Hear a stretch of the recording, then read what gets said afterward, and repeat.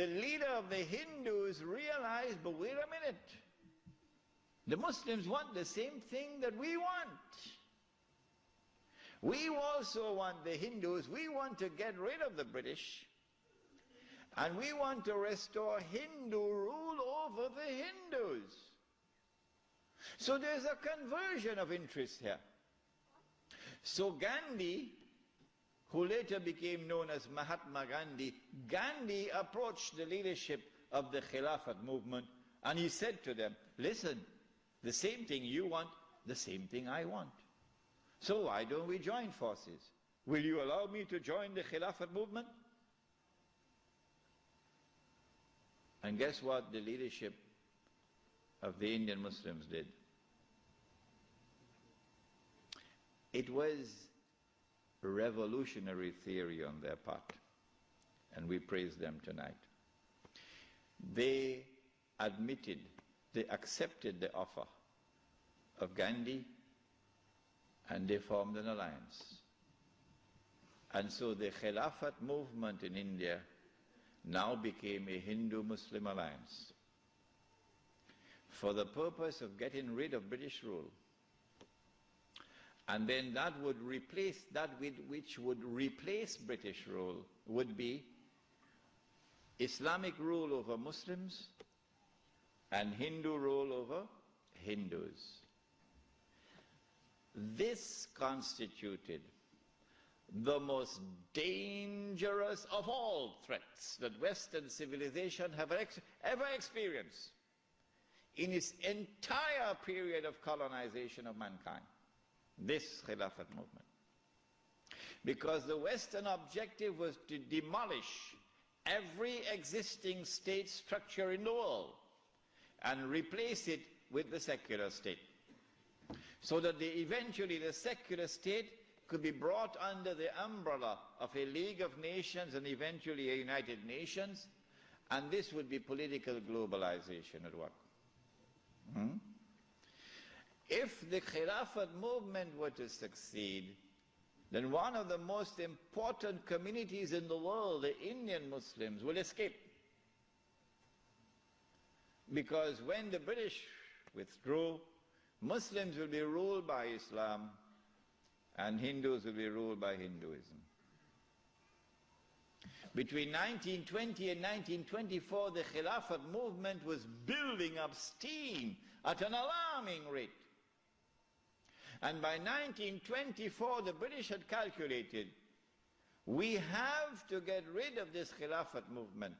And the only way we can think of now is to abolish the Khilafat. And so they put the pressure on Mustafa Kemal.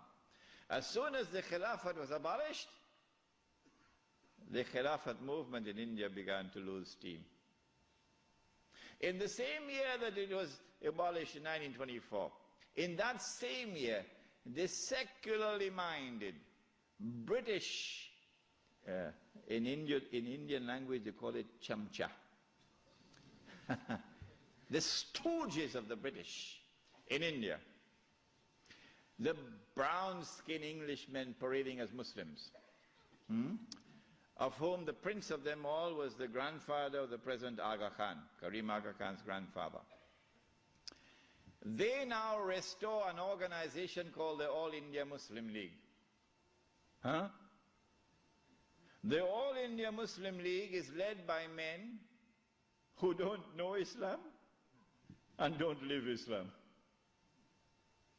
And these are the people who now wage a struggle for the liberation of the Muslims from British rule to be replaced, not with rule of Islam, oh no, but rather by the rule of the secular Republic of Pakistan and the secular Republic of India, so that Pakistan and India could be embraced within the community of secular nation states. But of course you had to put a little red herring to fool the people. So you have to make it appear as though Pakistan is going to emerge as an Islamic state, but that's just dust in their eyes, to fool those who see with only one eye. And so in 1924, on the 3rd of March, the caliphate was abolished. When the caliphate was abolished, Sharif al-Hussein realized that he was in grave danger now. So long as there was a Khalifa in Istanbul, the British needed him. But now that the Caliphate was destroyed, abolished, Sharif al-Hussein now realizes the plan. He says, oh my gosh, they're going to send Abdulaziz ibn Saud to cut my throat now. In exactly the same way that Abdullah of Jordan is now realizing, as soon as Bush attacks Iraq, that is the end of me. So Sharif al-Hussein decides 4 days later, on the 7th of March 1924, to claim the Khilafah for himself. But when you're a client state of Britain, you can't do that. You have to first apply to the British government for permission to become the Khalifa. He didn't do that. As soon as Sharif al-Hussein claimed the Khilafat for himself on the 7th of March 1924, you're going to get all of this information in that book which is outside, The Caliphate, the Hijaz, and the Saudi Wahhabi nation state.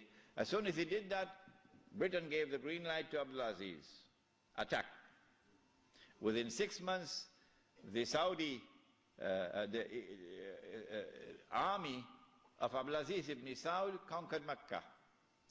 And Abdulaziz and Sharif Hussein packed his suitcase and off he went. British took him away. This one the Americans will take out of Jordan.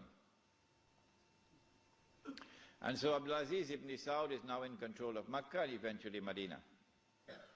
It's a Saudi Wahhabi alliance. Does he claim the Khilafah for himself now? No.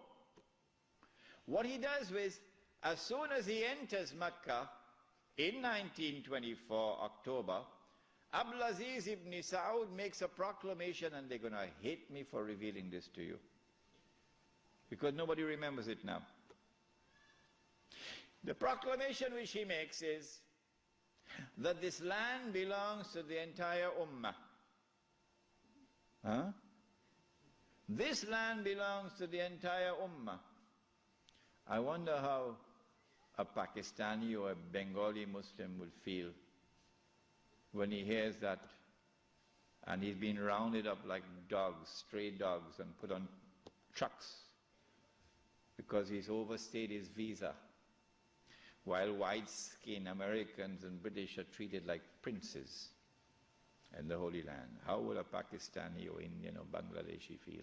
This land belongs to the entire Ummah. And it is for the Ummah, not for Abdulaziz ibn Saud, for the Ummah to establish the government which will rule over this land. That is his proclamation in 1924. But in cricket it's called playing for time.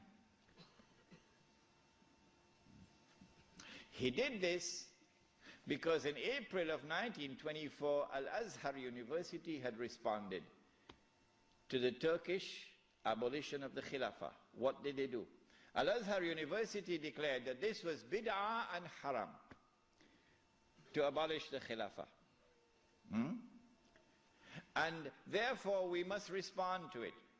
And the response of Al-Azhar is that we must have a mu'tamar, a conference, which would meet and which would appoint a new Khalifa. As soon as Al-Azhar issued this proclamation, you could see how Britain was trembling. The British government can't digest their food now. They've got to plan some counter-strategy to the initiative of Al-Azhar University. The counter-strategy is that Egypt is itself not a free country. It may appear free, but Britain really has control over Egypt. So Britain puts pressure on King Fuad, the father of King Farouk. You're too old to hear about, you're too young to know about this. And King Fuad is now putting pressure on Al-Azhar to hold back on this conference. So for 2 years the conference can't take place. 2 years because of British pressure. The conference finally takes place in June, July of 1926. But Britain uses another counter strategy. She gets Abdulaziz ibn Saud in Mecca to also convene a conference of the world of Islam in Mecca at the time of the Hajj, which is May of 1926. And then Britain and Russia and France and China and all the major powers in Europe all get to work. Massive intervention in the affairs of the world of Islam to ensure that the Cairo conference does not succeed in winning a representative gathering, and that the Mecca conference gets all the Muslims attending it. And they succeeded. The Cairo conference, organized by Al-Azhar University, becomes an essentially Arab conference, because non-Arabs are hardly